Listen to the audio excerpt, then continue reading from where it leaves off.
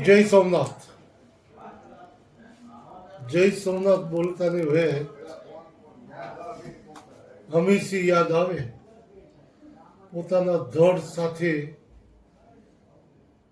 લડાઈમાં જાય સોમનાથના બચાવ માટે. ધડ ત્યાં રાખીને દુશ્મનોના અનેક ધડને વાઢીને પોતે અમર ઇતિહાસમાં એ સોમનાથથી સખાવતે જનાર અમીરજી અમરેલી જિલ્લાના હતા. અને અમરેલીના હોવાના નાતે આપણે સૌ એનું ગૌરવ અનુભવીએ. લોકશાહીમાં જે રીતે સ્વાભિમાન સાથે સ્વધર્મના ગુણગાન ગાવા જોઈએ, એને અનુસરવું જોઈએ, એ રસ્તે ચાલવા માટે અડવાણીજીએ સોમનાથથી અયોધ્યાની યાત્રા જે શરૂઆત કરી, એ રથનું સંચાલન સારથી નરેન્દ્રભાઈ મોદી હતા. અને ત્યારે પણ અમરેલી જિલ્લાને વિદાય સોમનાથથી જે યાત્રા જાય એની જવાબદારી સોંપવામાં આવી. ઐતિહાસિક રીતે અમરેલી જિલ્લાના 40 થી 50 બસ કરતાં વધારે કાર્યકર્તાઓ ત્યાં ઉપસ્થિત રહ્યા.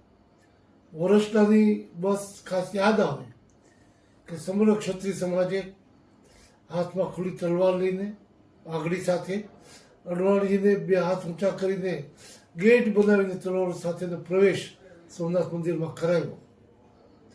એ અમરેલીનું ગૌરવ હતું.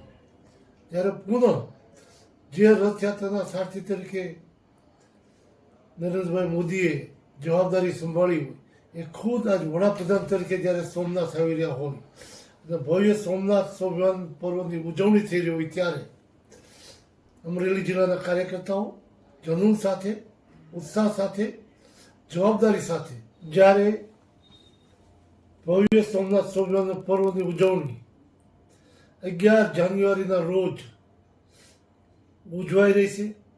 સમગ્ર રાજ્યમાંથી, સૌરાષ્ટ્રમાંથી ઉત્સાહભેર કાર્યકર્તાઓ આવી રહ્યા છે. ત્યારે પ્રધાનમંત્રી નરેન્દ્ર મોદીજી જે અયોધ્યા તરફ જતી યાત્રાની શરૂઆત સોમનાથથી અડવાણીજીએ કરી, ત્યારે એનું નેતૃત્વ સારથી તરીકેની જવાબદારી નરેન્દ્રભાઈ સંભાળી હોય અને આજે નરેન્દ્રભાઈ વડાપ્રધાન તરીકે આવતા હોય તો આપણી છાતી ગજગજ ફાટે.